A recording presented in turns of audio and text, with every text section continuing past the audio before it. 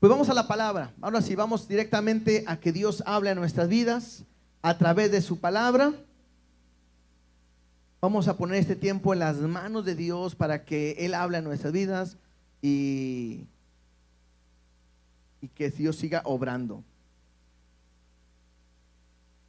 Primera de Pedro, por favor, abran sus Biblias en la primera carta de Pedro. Tenemos estamos iniciando esta serie de la primera carta de Pedro que le hemos titulado Somos una nación santa o somos nación santa. ¿Sí? Y el tema de esta mañana le hemos titulado Renacidos para una esperanza viva. Renacidos para una esperanza viva en esta primera carta de Pedro. Y la semana pasada solamente vimos versículo 1 y versículo 2, ¿se acuerdan? Hoy veremos versículo 3, versículo 4 y versículo 5. 3 versículos nada más veremos el día de hoy. Y yo sé que de ahí vamos a ver lo que Dios quiere hablar a cada uno de nosotros, ¿sí? Oramos, ¿les parece? Y ponemos este tiempo en las manos de Dios. Te damos gracias, Dios, porque eres bueno. Te damos gracias porque en todo momento tienes cuidado de nosotros. Gracias por esta oportunidad que nos permite estar en tu iglesia. Y aunque hace calor en este lugar y aunque de repente pudiera ser incómodo, queremos que tu presencia pueda traer esa tranquilidad y pueda traer esa paz para poder escuchar tu palabra y para poder aprender de ella. No queremos solamente escuchar algo, solamente queremos estar aquí, sino queremos ser transformados a través de tu palabra. Permite que esta palabra pueda ayudarnos a crecer y a avanzar en todo lo que tú hablas a nuestras vidas. Te lo pedimos en el nombre de Cristo Jesús. Amén y amén. La primera semana, que fue la anterior, la pasada, estuvimos hablando acerca de quién es Pedro. Empezamos a hablar acerca de este personaje en el cual nos podemos identificar plenamente con él. Y vimos algunos aspectos de él. Vimos que él era parte de este grupo íntimo del Señor Jesucristo. Que él era parte de este grupo que Jesús lo llevaba a ciertas áreas para enseñar o a mostrarle quién era él. Nos podemos identificar con él a través de repente de arranques. De repente no sé cuántos de aquí somos medios así que arrancones, o que somos que de repente impulsivos, o que le hemos fallado, le hemos negado a Jesús. Y cómo Dios lo escogió a él donde no había nada especial. Igualmente para nosotros Dios nos ha escogido y no había algo especial por el cual nos ha llamado a ser sus hijos. Algo que también pudimos entender y ver es que el Pedro que hoy vamos a estar viendo dentro de la carta es muy diferente a aquel que tuvo su caminar con Jesús. Un hombre que fue diferente, fue transformado y que su vida ha sido pues diferente. Simplemente ha habido un cambio completamente en su vida. Y es que vimos cómo Jesús cambió su destino y la profesión de Pedro. ¿Se acuerdan? Cuando le dijo que él era Simón, pero iba a cambiar a Cefas, que es Pedro. Y también vimos cuando Jesús le dice a Pedro que lo iba a hacer pescador de hombres. Y cómo Jesús cambia su nombre, cambia su vida y cambia su propósito. Muy parecido quizás a lo que Dios ha hecho con nosotros, que nos ha cambiado quizás no es nuestro nombre, pero sí ha cambiado nuestra profesión o nuestro propósito. Vimos a Pedro que reconocía a Jesús como su Señor, tanto así que le dice: apártate de mí, Señor, porque soy pecador. En pocas palabras, Pedro le dijo: Señor, yo no te convengo, hazte a un lado, realmente yo soy un pecador. Y llevó a reconocer su condición.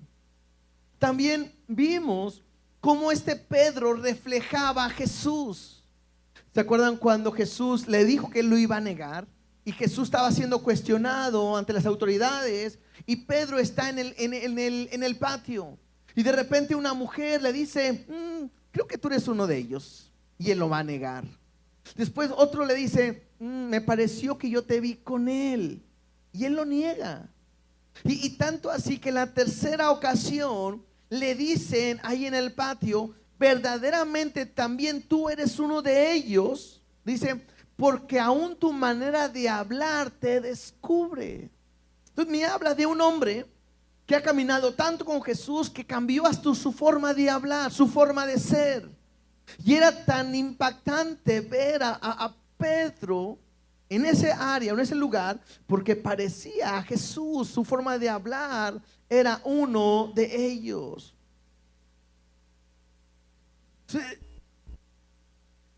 Este Pedro decía ahorita, es un hombre que diferente porque Dios trató con él. Mira, vamos a una área, una parte que no vimos la semana pasada, pero quiero tomar como una introducción. Lucas capítulo 22, verso 31, por favor. Porque al tener Jesús un trato con Pedro, Jesús le va a pedir dos cosas a Pedro. Y en esta porción veremos la primera cosa que le pide. Versículo 31 de Lucas 22 dice así: dijo también el Señor, Simón, Simón, he aquí, Satanás os ha pedido para zarandearos como a trigo. Pero yo he rogado por ti que tu fe no falte, y tú, una vez vuelto, confirma a tus hermanos. Entonces, lo que puedo ver en este pasaje es que Jesús le está diciendo a Simón Pedro, ¿sabes qué? Voy a tratar contigo. Y le he permitido a Satanás que trate contigo. Yo solamente, y no va a ser nada fácil, dice, yo simplemente voy a rogar para que tu fe no falte. Ahora, Jesús sabe lo que va a suceder. Tanto así que sabe que va a regresar Pedro. Y dice, tanto así dice, y una vez vuelto, aquí está lo que le pide: confirma a tus hermanos. Y eso es lo que hace Pedro en esta carta. Enseñar a la iglesia que tenga una esperanza en Cristo, que pueda aprender que Dios puede, o hay un propósito especial en su vida. La segunda cosa que Jesús le pide a Pedro está en Juan capítulo 21. No lo vamos a leer para no tomar más tiempo, pero cuando Jesús está restaurando a Pedro, después de que le negó, Jesús le va a decir a Pedro, Pedro, ¿me amas? ¿Se acuerdan de esa historia? Y 3 veces le pregunta, ¿me amas? ¿Me amas? Y me amas. Y cada vez que Pedro le dice que sí, en la primera Jesús le dice, apacienta mis corderos. En la segunda le dice, pastorea mis ovejas. Y en la tercera le dice, apacienta mis ovejas. Lo que Jesús le encarga a Simón simplemente es ese cuidado que debe de haber por la iglesia. Y Simón Pedro lo que va a enseñar en esta carta precisamente es eso: a permanecer firmes, a pastorear, a cuidar, a animar, a alentar a la iglesia, que aunque esté pasando por aflicciones y por pruebas, puedan aprender a confiar completamente en Dios, llevándolo como a pastos verdes, llevándolos a descansar en Dios, a depender, a confiar en Dios, para que pueda seguir adelante. Y creo que eso es importante para nosotros, porque en nuestro caminar diario tenemos problemas, dificultades, necesidades, y muchas veces esas necesidades o conflictos, tribulaciones, te pueden tratar de empujar para dejar de seguir a Dios, dejar de venir a la iglesia, dejar de hacer lo correcto. Pero lo que aprenderemos durante esta carta precisamente es a continuar, a entender que para nosotros hay una esperanza en Cristo, y esa esperanza me va a ayudar a poder seguir adelante. Y es que lo único que puede transformar nuestra vida es el Evangelio. Algo que tenemos que aprender. Hoy el mundo está viviendo situaciones muy difíciles porque no está viviendo el Evangelio. Y cuando uno aprende a entender que Cristo es el único que puede cambiar tu vida, el único que puede ayudarte en medio de la tribulación, en la angustia, es la manera en que uno puede seguir adelante. No hay otra manera más que aprender a caminar en Él. Por eso yo lo he comentado, yo no entiendo cómo pueden, cuando uno tiene conflictos o situaciones, cómo pueden alejarse de Dios. Si es cuando más lo necesitamos, es cuando más deberíamos de aprender a confiar y a descansar en Él. Entonces la palabra es lo único que nos va a ayudar. Bueno, el día de hoy, ahora sí, entrando un poquito más en la carta, lo que veremos el día de hoy. El día de hoy veremos 3 principios, 3 verdades que Jesús ha hecho en nuestras vidas, que nos va a ayudar a continuar teniendo una esperanza viva en Él. 3 principios, 3 verdades. La primera, lo voy a decir los 3 y luego lo vamos viendo uno por uno. El primero es: somos renacidos para una esperanza viva. Esa es la primera. El primer principio, la primera verdad es que somos renacidos para una esperanza viva. La segunda, somos herederos de una herencia reservada en los cielos. Somos herederos de una herencia reservada en los cielos. Y el tercer principio, verdad, somos guardados por el poder de Dios. 3 cosas importantes para nosotros. Pero empecemos a leer. Primera de Pedro, capítulo 1, versículo 3. Y vamos a desglosar primeramente este versículo. Dice así la palabra del Señor: bendito el Dios y Padre de nuestro Señor Jesucristo, que según su gran misericordia nos hizo renacer para una esperanza viva por la resurrección de Jesucristo de los muertos. Pedro está en esta introducción, estamos en el versículo 3, está en esta introducción comenzando esta carta, y lo primero que hace es bendecir a Dios.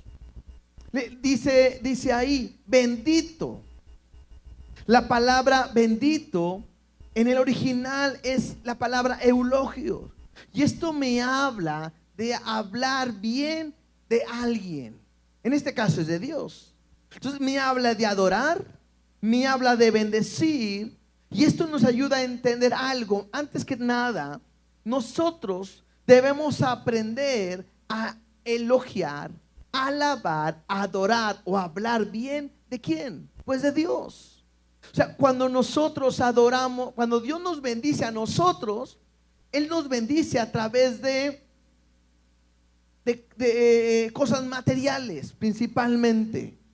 Pero nosotros no podemos bendecir a Dios. Por ejemplo, Dios te puede bendecir a ti con 100 pesos.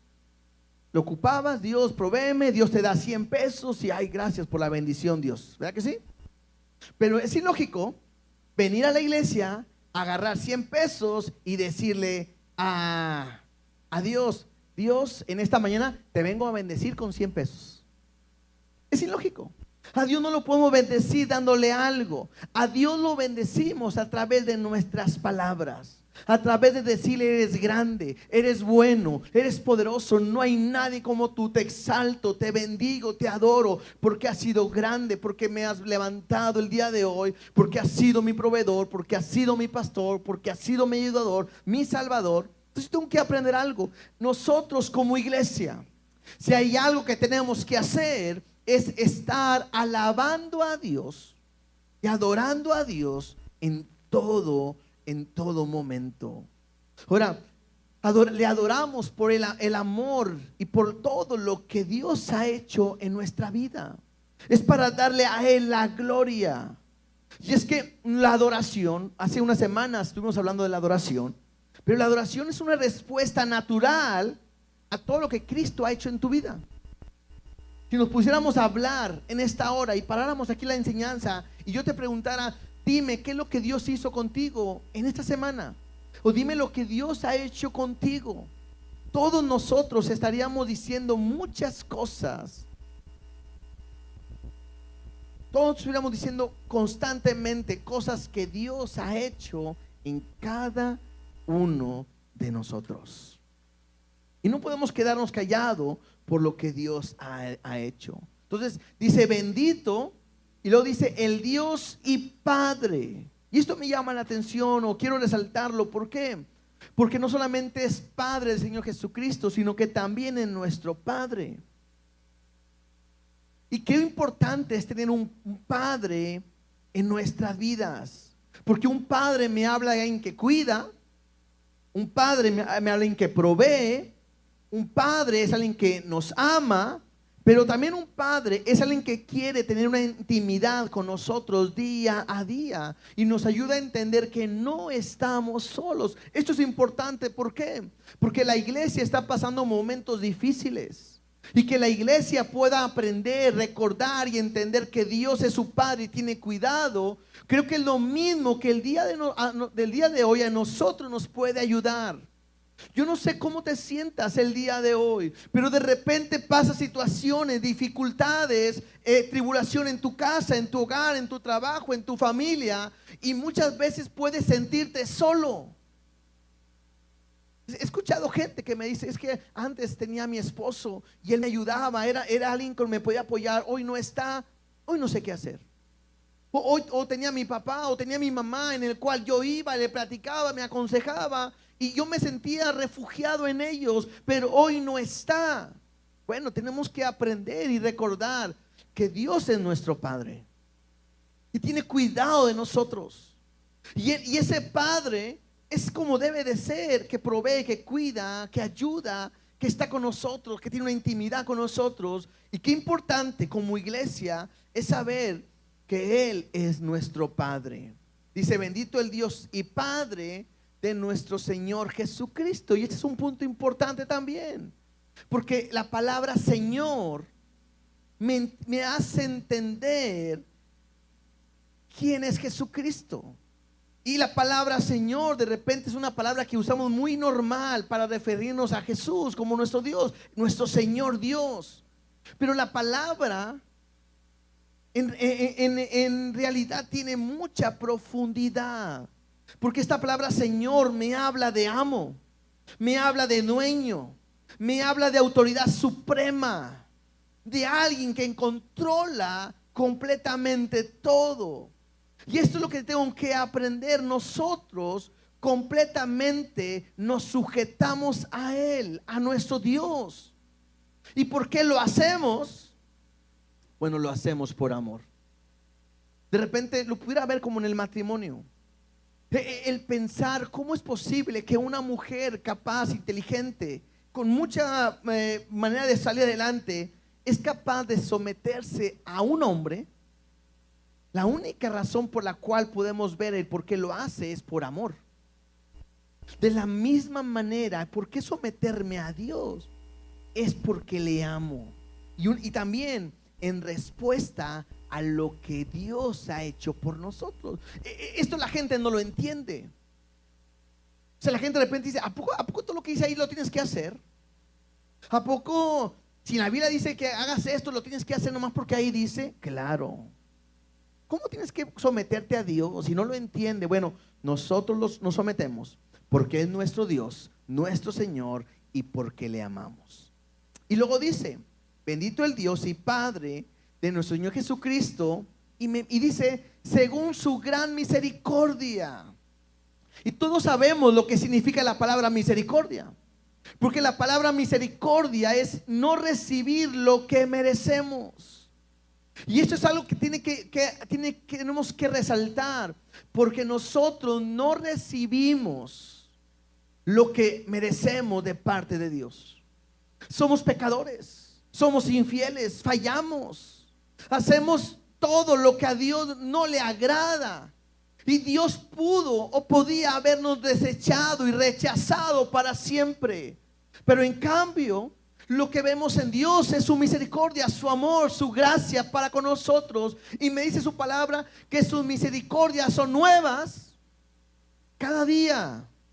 O sea, hoy te levantas y hay una nueva oportunidad para ti. Que Dios te perdone, que Dios te restaure, que Dios pueda mostrarse el favor para contigo. Esto es algo impresionante, porque su perdón nunca se acaba. Tú puedes haberle fallado hoy, y para nosotros de repente uno puede desesperarse y decir otra vez.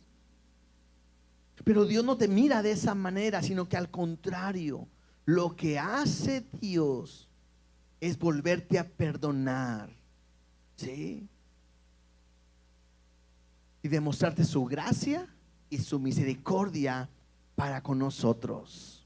Ahora, todo esto que hemos hablado, bendito el Padre en el Señor Jesucristo, según su gran misericordia, y esto tiene un propósito. La primera me dice, somos renacidos para una esperanza viva. Y dice ahí en el versículo, nos hizo renacer para una esperanza viva por la resurrección de Jesucristo de los muertos. La palabra renacer significa nacer de nuevo. Ahora, esto es interesante porque me dice ahí, nos hizo renacer. El único que puede darnos vida a nosotros es Él. La vida no es algo, el renacer no es algo que nosotros podamos hacer en nuestras fuerzas. Ahora, ¿por qué nos da vida? Bueno, porque nosotros estábamos muertos en nuestros delitos y nuestros pecados. Esta es la condición del hombre sin Cristo. Todo hombre sin Cristo está muerto espiritualmente, viviendo en sus pecados, en sus transgresiones, haciendo lo malo, lo que a Dios no le agrada. Y de esta manera estamos, dice la palabra, destituidos de la gloria de Dios, separados de Él, apartados de Él completamente, donde no nos podemos acercarnos. Una persona que está muerta espiritualmente, una persona que está en pecado, está completamente alejado de Dios. Mira, hay una historia. Vamos a Juan capítulo 3. Yo sé que muchos la conocen porque es la historia de Nicodemo cuando se acerca a Jesús. Pero quiero nada más resaltar dos puntos principales de esta lectura, del versículo 1 al versículo 5. Dice así: y había un hombre de los fariseos que se llamaba Nicodemo, un principal entre los judíos. Este vino a Jesús de noche y le dijo: Rabí, sabemos que has venido de Dios como maestro, porque nadie puede hacer estas señales que tú haces si no está Dios con él. Versículo 3. Respondió Jesús y le digo: de cierto te digo, que el que no naciere de nuevo, ¿qué me dice ahí? No puede ver el reino de Dios. O sea, ¿quieres ver el reino de Dios? Es necesario, ¿qué? Nacer de nuevo o renacer. Nicodemo le dijo: ¿cómo puede un hombre nacer siendo viejo?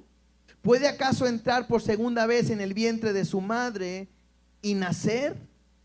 Respondiendo Jesús: de cierto te digo, que el que no naciere de agua y del Espíritu no puede, ¿ahora qué dice? Entrar en el reino de Dios.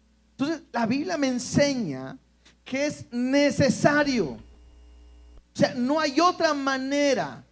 Es necesario nacer de nuevo para tanto ver el reino de Dios o como para entrar en el reino de Dios. Porque el hombre por sí solo es incapaz de entrar en el reino de Dios por cuanto hay pecado en su vida. ¿Por qué? Bueno, lo decíamos ahorita, porque estamos muertos espiritualmente. Y necesito nacer, tener vida. La Biblia me dice que Dios no es un Dios de muertos, sino un Dios de vivos. Entonces, para poder entrar, para poder ver el reino de Dios, necesito tener una relación con Él, naciendo de nuevo. Y entonces puedo aprender algo. En el mundo hay dos tipos de personas, nada más: las que están muertas espiritualmente y las que están vivas espiritualmente. Las que están muertas no pueden entrar ni ver el reino de Dios, y las que están vivas pueden ver y entrar el reino de Dios. Es por eso que en relación a esto tenemos que aprender algo. De repente en nuestro alrededor, en nuestro trabajo, en nuestras familias, amigos o conocidos, de repente se portan mal con nosotros, y de repente nos lleva a quejarnos y decir: pero ¿por qué me hacen esto? Tú tienes que aprender y pensar primeramente es qué tipo de persona es, porque a lo mejor es alguien que está muerto espiritualmente, y es imposible pensar y creer que alguien que está muerto espiritualmente puede actuar de la mejor manera. Por eso, si tu esposo no es cristiano, no lo puedes cambiar. Si tu esposa no es cristiana, no la puedes cambiar. Si tus hijos no son cristianos, no puedes cambiar, no puedes hacer nada por tus propias fuerzas. Necesitas que Dios toque su vida, que Dios toque su corazón, que Dios haga y provoque en él algo que le pueda dar vida para que pueda ser transformado. Ahora, esto es en relación a él, pero en relación a ti, no puedes actuar igual. Porque si tú a lo mejor le hablas mal a una persona, él te va a contestar de la misma manera mal. Si tú te quieres pelear con alguien, a lo mejor te va a responder y quién sabe cómo les vaya a ir. Pero si yo he nacido de nuevo, si Cristo está en mí, yo debo de actuar diferente. O sea, que si ellos me hablan mal, yo debo de actuar diferente. Porque yo no estoy muerto espiritualmente, sino porque yo estoy vivo ahora en Jesús. Esa es la manera en la cual yo debo de aprender a vivir. Ahora, solamente en Cristo podemos tener una vida nueva. Mira lo que dice 2 de Corintios capítulo 5 verso 17. 2 de Corintios 5, 17.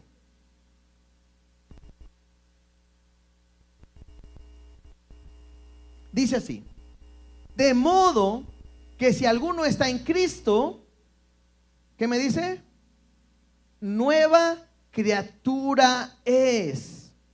Las cosas viejas pasaron, y he aquí, díganlo conmigo, todas son hechas. ¿Cuántas? Todas. Eso es algo importante para nosotros como iglesia. Lo que tú hiciste antes de venir a Cristo ha pasado. Si tú le has conocido y le has pedido perdón por tus pecados, todo esto ya pasó. Ahora todas son hechas nuevas. Versículo 18. Y todo esto proviene de Dios, quien nos reconcilió consigo mismo por Cristo y nos dio el ministerio de la reconciliación. O sea, hay algo que Dios ha puesto en cada uno de nosotros. ¿Y qué es? Que Dios está haciendo nuevas criaturas a la gente. Que es Dios el que está reconciliando al pueblo con Él a través de Cristo. Y no termina ahí, sino que esto nos ha dado a nosotros como ministerio, como servicio, como trabajo. ¿Qué es? Versículo 19.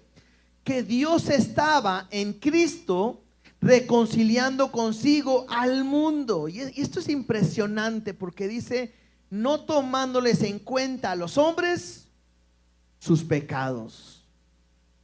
Y nos encargó a nosotros la palabra de la reconciliación. Entonces, hay un mensaje de parte de Dios para la gente, que si alguien viene a Cristo, Dios está reconciliando. No sé, me lo imagino como una oferta. Compra dos, llévate dos, paga uno y llévate dos. Al 2 por 1. ¿Sí? ¿Qué haces? Está en oferta esto. Bueno, Dios está dando una oferta, un regalo. Y la oferta que está dando el día de hoy es que está perdonando los pecados. No está tomando en cuenta sus pecados de ellos. Y es algo que nosotros deberíamos de anunciar. Versículo 20.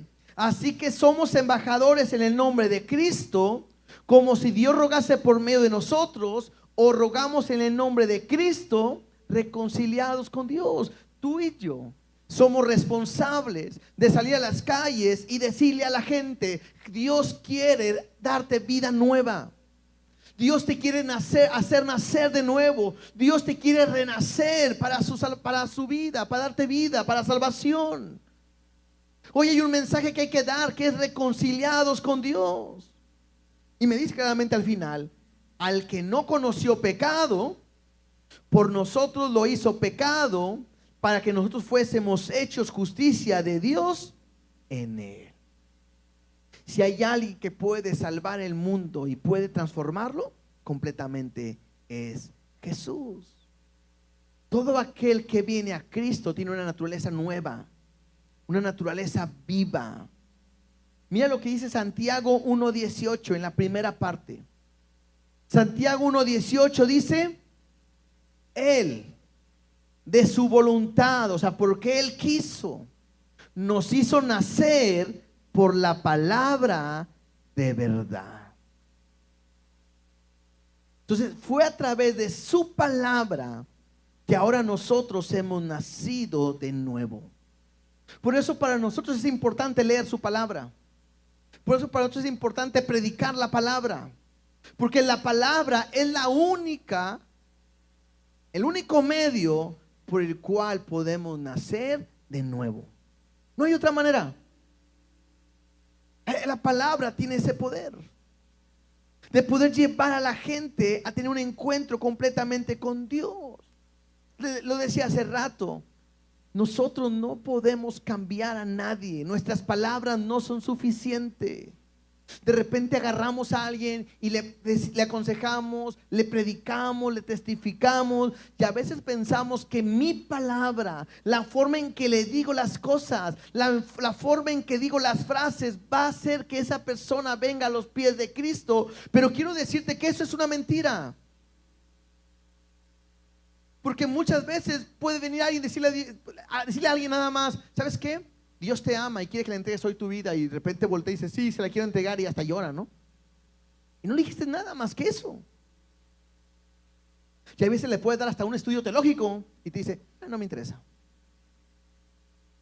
Pero lo único que puede hacer esto es Cristo, y es a través de su palabra. Colosenses 1:27.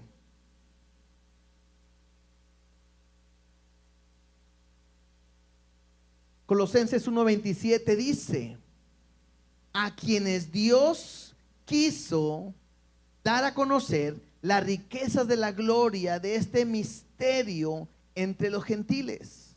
¿Sí? Entonces me habla que Dios quiso dar a conocer este misterio entre los gentiles. ¿Cuál es?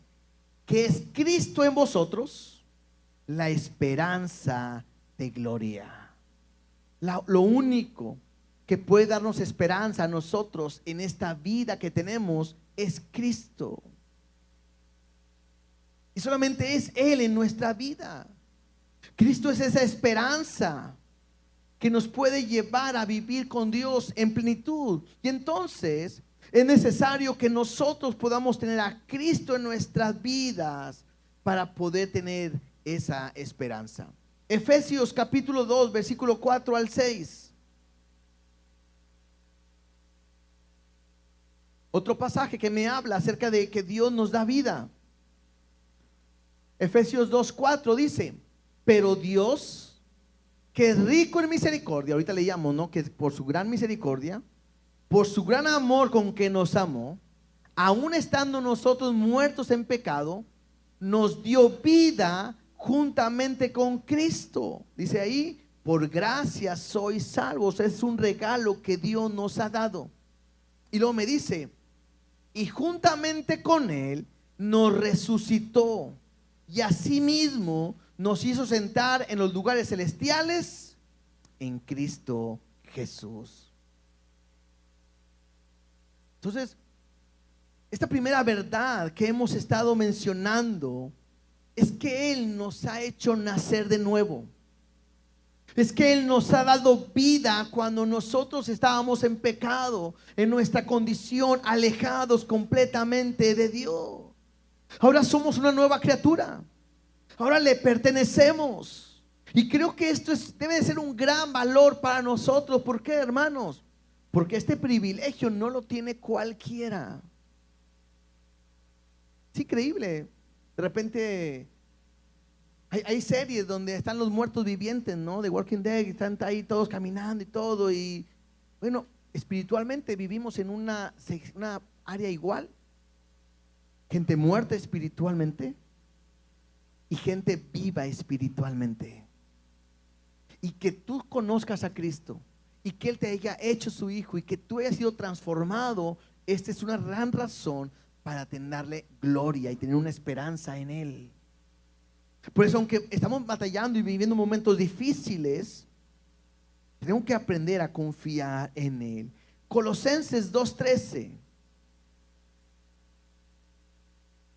Y voy a terminar esta primera sección hablando de esto que es importante una vez más. Colosenses 2:13 dice: y a vosotros, estando muertos en pecado y en la incircuncisión de vuestra carne, dice, os dio vida juntamente con Él, perdonándonos todos los pecados. Ese es un punto que yo quiero que resaltemos. Hay momentos en que gente piensa que Dios es incapaz de perdonarle todos sus pecados. Increíble. Hay gente que tiene años en el cristianismo y se sigue lamentando por cosas que hizo en el pasado. Te sigues luchando por el pasado. Incluso te llevan a que tienes que volver a pedir perdón y volver a casi a ser salvo otra vez, y que pidas perdón por tus abuelos y por tus tíos y por tus bisabuelos y por sus tatarabuelos. Y la Biblia me dice todo lo contrario. Porque si eso fuera así, sería más fácil decirle a Dios: bueno, yo soy así por culpa de mi abuelo. Bueno, yo soy así porque pues, yo no quería, pero por mi padre así soy. Pero no, la Biblia me dice que si estoy en Cristo soy una nueva criatura. Y también me dice que Él perdona todos mis pecados, y todos son todos. Él no se vuelve a acordar de ninguno de ellos. Él perdona mis pecados, los pasados, los presentes y los futuros. Dios perdona todos mis pecados. Es a través de su palabra que ahora somos libres. Y si confesamos nuestros pecados, Él nos perdona de toda maldad. Nos quita toda consecuencia completamente. Y yo sé que les han dicho que que visite la maldad sobre los hijos, sobre la tercera y cuarta generación. Pero ahí dice: de los que me aborrecen. La pregunta es: ¿usted aborrece a Dios? No, entonces no. Porque después dice, y hago misericordia a los que me aman y guardan mis mandamientos. Entonces, hay una gran diferencia en esto. Dios perdona todos nuestros pecados. Entonces, la primera verdad que vimos es que somos renacidos para una esperanza viva. La segundo principio, la segunda verdad, es que somos herederos de una herencia reservada en los cielos. Versículo 4, ahí en Primera de Pedro 1:4 dice: para una herencia incorruptible, incontaminada e inmarcesible, reservada en los cielos para vosotros. Entonces aquí este versículo me dice que hay una herencia reservada. ¿Para quiénes? Para nosotros. ¿Quiénes son nosotros? Los que hemos nacido de nuevo en Cristo Jesús. Entonces lo que tengo que aprender en este versículo es que somos herederos. Y tengo que aprender que no podemos autoelegirnos como herederos, sino que son los padres que heredan a los hijos. Y lo vimos ahorita. Dios no solo te ha rescatado del pecado, de la esclavitud, sino que Dios, además de eso, te ha adoptado como su hijo. Si Él es nuestro Padre, nosotros somos sus hijos. Y si somos sus hijos, hay una herencia de Dios para nosotros. Mira, leamos algunos pasajes. Efesios 1, versículo 5. Efesios 1:5 dice así: en amor, habiéndonos predestinado para ser adoptados hijos suyos por medio de Jesucristo, según el puro afecto de su voluntad. O sea, a Dios le plació escogernos como sus hijos, adoptarte. Eres un hijo de Él, le perteneces. Juan 1:12 me dice, Juan 1:12 y 13: mas a todos los que le recibieron, a los que creen en su nombre, les dio la potestad o el derecho de ser, la potestad de ser hecho hijo de Dios. Me dice: los cuales no son engendrados de sangre, ni de voluntad de carne, ni de voluntad de varón, sino de Dios. Entonces, Jesús te ha predestinado para adoptarte. Si tú has creído, le has recibido, te dio la autoridad de ser llamado hijo de Dios. Y ahora me dice Romanos 8:17. Esto es para que entiendas que Él es tu Padre, que tú eres un hijo, porque Él te ha adoptado. Y ahora dice Romanos 8:17: y si hijos, también herederos. Y me dice ahí: herederos de Dios y coherederos con Cristo, si es que padecemos juntamente con Él, para que juntamente con Él seamos glorificados. Entonces me habla de una herencia que nosotros recibimos. Y ahí en Pedro, donde estamos leyendo, me dice qué atributos tiene esta herencia. Me dice que esta herencia es incorruptible, incontaminada e inmarcesible. ¿Qué quiere decir? Incorruptible, pues me dice que nada la corrompe, ¿sí? Nada la echa a perder. Incontaminada, me habla que nada la puede, pues, contaminar. E inmarcesible, me habla que nada la puede marchitar. Así como cuando uno agarra una rosa, ¿no? Una flor, la agarras y está muy bonita, pero al momento que la cortas, empieza a morir. Y te dura un tiempo, mientras empieza a marchitarse, se seca y se perdió lo bonito, se perdió el aroma y se pierde todo. Bueno, esta herencia no se corrompe, no se contamina y no se marchita, no se acaba. ¿Por qué?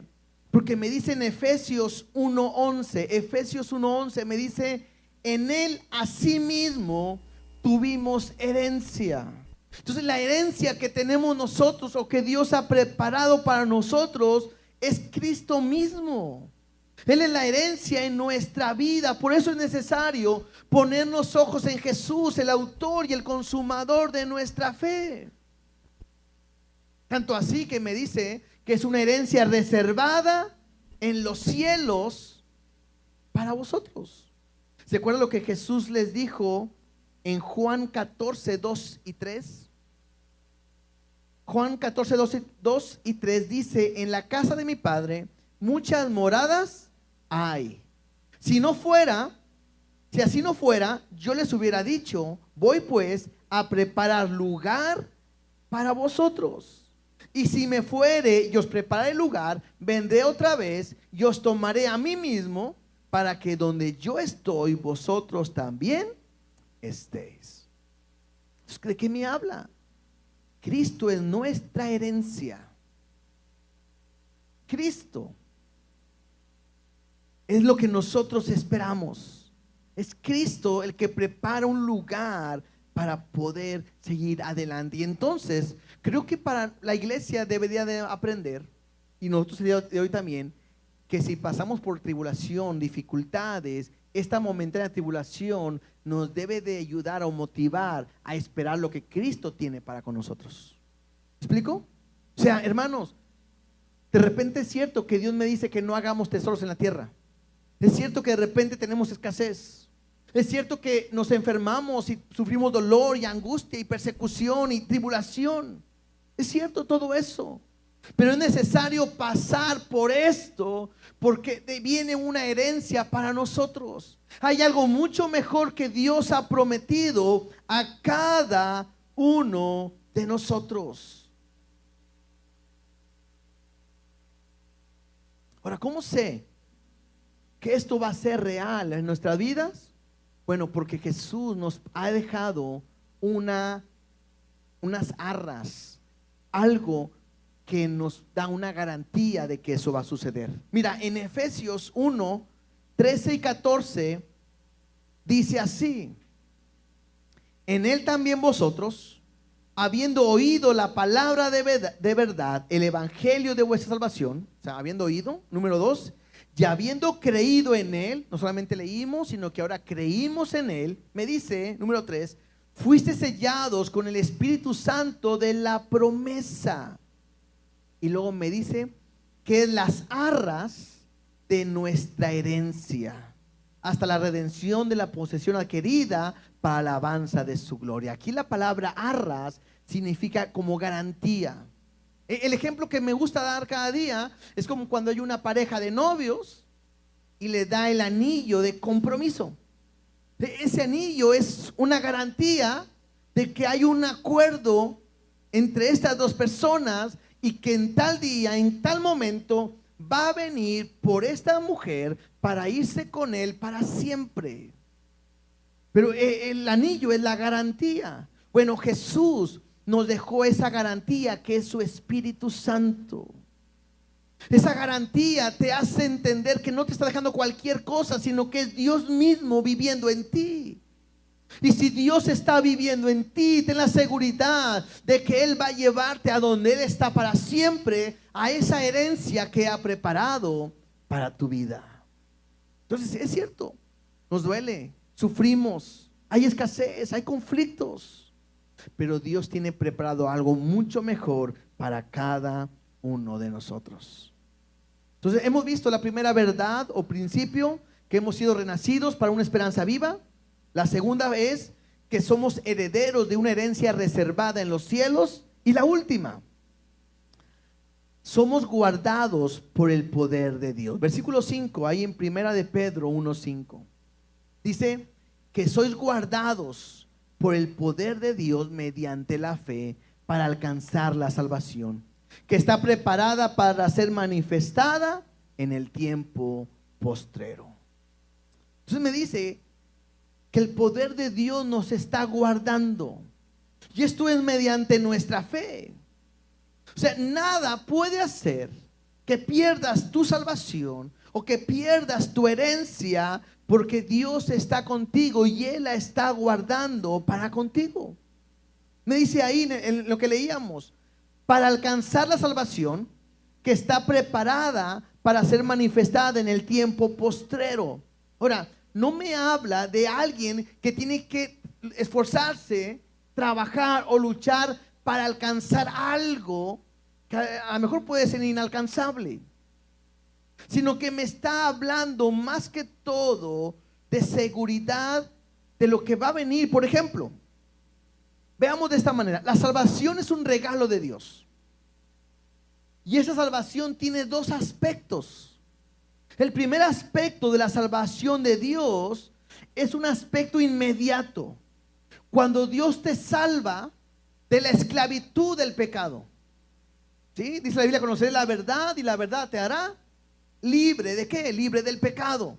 O sea, yo estaba muerto espiritualmente, yo estaba condenado a estar en el infierno, alejado de Dios para siempre por mi pecado, pero yo oigo el evangelio, yo creo en Él, lo recibo, le pido perdón por mis pecados y en ese momento soy salvo. Tanto así que Jesús le dijo al ladrón, decirte yo que hoy estarás conmigo en el paraíso. Una salvación que Dios te da en el instante, en el momento. Pero hay otra salvación también.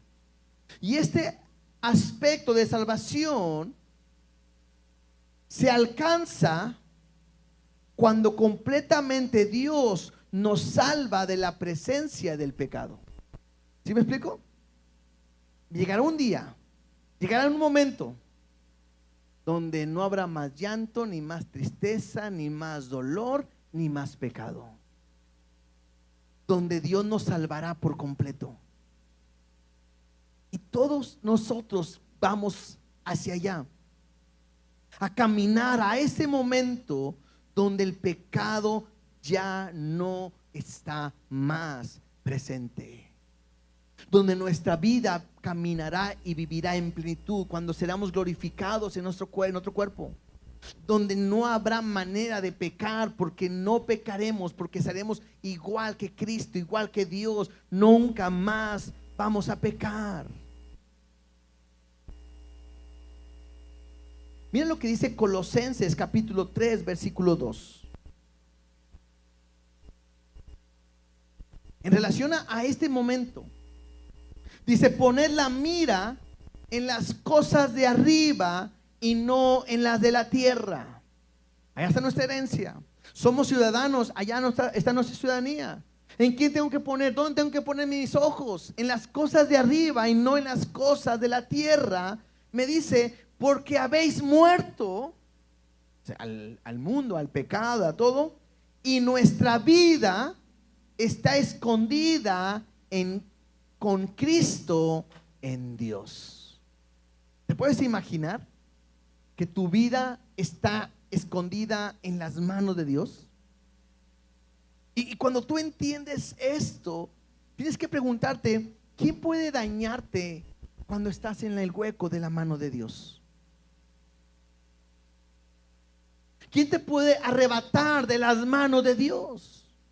La Biblia me dice que nada me puede separar del amor de Dios. No hay nada. Iglesia, tenemos que entender cuál es nuestro lugar, nuestra posición, dónde nos tiene Dios. Y Dios nos tiene en el hueco de su mano. Y no creas que un día va a aplaudir, ¿verdad? Se cansa de repente, paz. Ay, se me olvidó que aquí estaban. No. Estamos en el hueco. Nadie te puede arrebatar. Nadie te puede dañar. Nadie te puede hacer nada. Nada te puede separar del amor de Dios. Somos guardados y somos protegidos en el poder de Dios. Estás guardado en Él. Estás seguro en Él. Si estás pasando por una tribulación o prueba, tranquila, tranquilo. Dios tiene el control de todo. O sea, así como leíamos hace rato que Dios le dijo a Pedro: Satanás te pidió para zarandearte. Yo le dije que sí, pero no te preocupes, estoy rogando para que tu fe no falte. Y luego le dice: y una vez vuelto, sabe que va a regresar. Cuando Dios te pasa por momentos difíciles, es porque quiere trabajar contigo. Después de ahí, Pedro nunca más fue igual, fue una persona diferente. Cuando Dios trata contigo es porque te quiere hacer diferente, llevar en ese proceso de transformación a su imagen y semejanza. Pero para poder hacerlo, es necesario tener nuestra mirada puesta completamente en Jesús. No hay otra manera. Mira, quiero terminar con este pasaje. Vamos a Mateo 14, 23. Mateo 14, 23. Y una vez más, no podemos dejar el ejemplo a Pedro. Y vamos a aprender, yo creo que de mucho lo que podemos ver el día de hoy.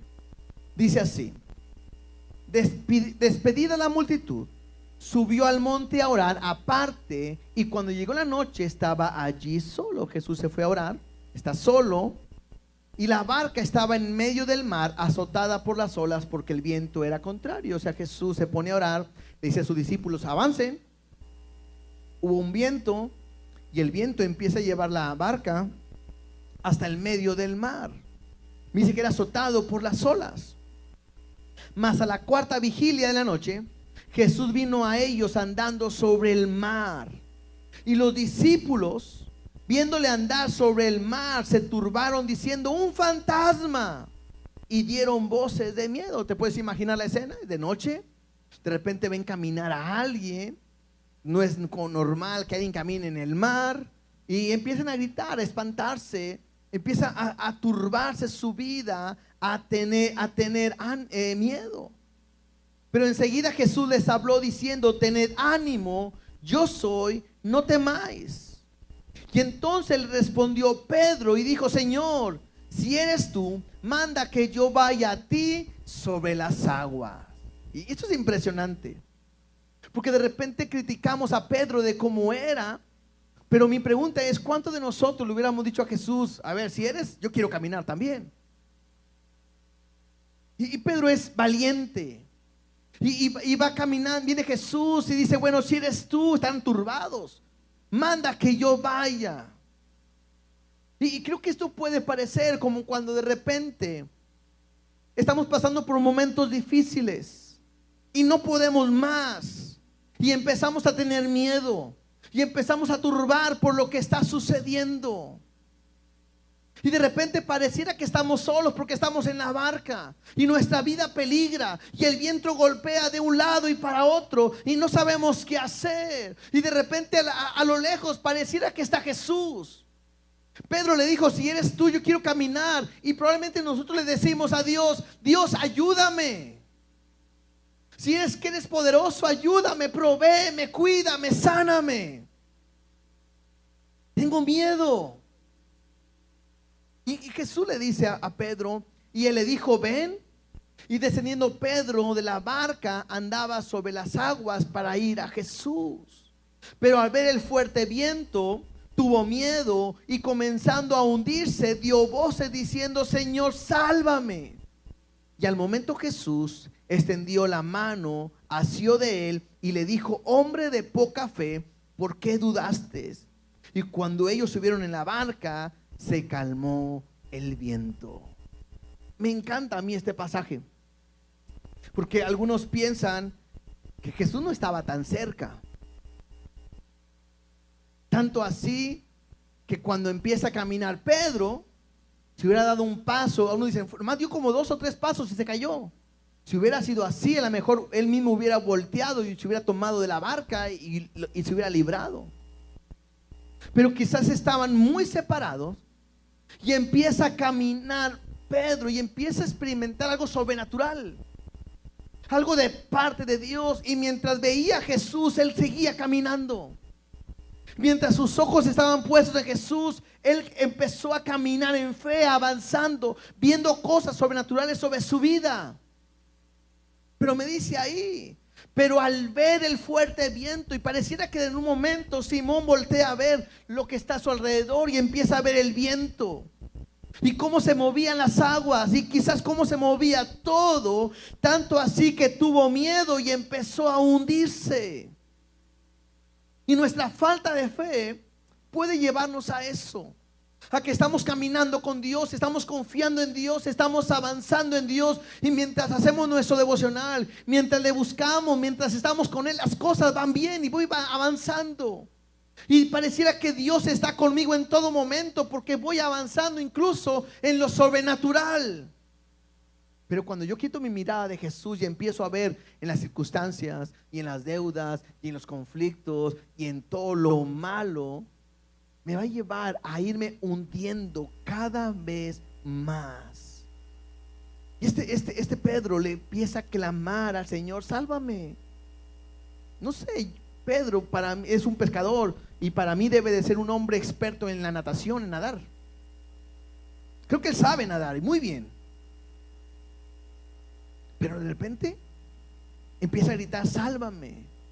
Y lo impresionante es que Jesús le toma la mano, lo agarra, ¿sí? Y dice ahí, y le dijo: hombre de poca fe, ¿por qué dudaste? Y creo que la misma pregunta puede ser el día de hoy. Otra vez, yo no sé cuál es tu problema, tu situación, tu dificultad, y de repente quieres echarle ganas confiando en Dios y luego te desanimas y luego quieres avanzar y luego hoy no. Y de repente la pregunta puede ser: ¿por qué estás dudando? ¿Por qué no estás creyendo a lo que Dios quiere en tu vida? Y el último versículo me dice: y cuando ellos subieron en la barca, se calmó el viento. Y creo que la historia no viene dicha, pero para mí Jesús lo tomó, lo levanta y regresan los dos caminando. ¿Cuánto la distancia? No sé. Pero no creo que Jesús dijo, ay, tranquilo, tranquilo, mira, cálmate, empieza a nadar, hale de perrito, a ver, ándale muy bien, agárrate y ya. No, yo creo que Jesús lo tomó, lo levanta y regresan caminando los dos. Una vez más, tienes que aprender a creer y a confiar en Dios en medio de la dificultad.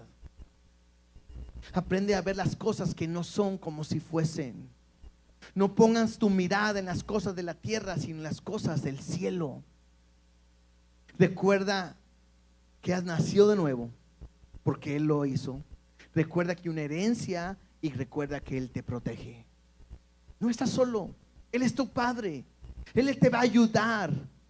Él está contigo en todo momento. Y tenemos que aprender a confiar en Él. Nunca quites tus ojos de Jesús. Si los quitas te vas a hundir.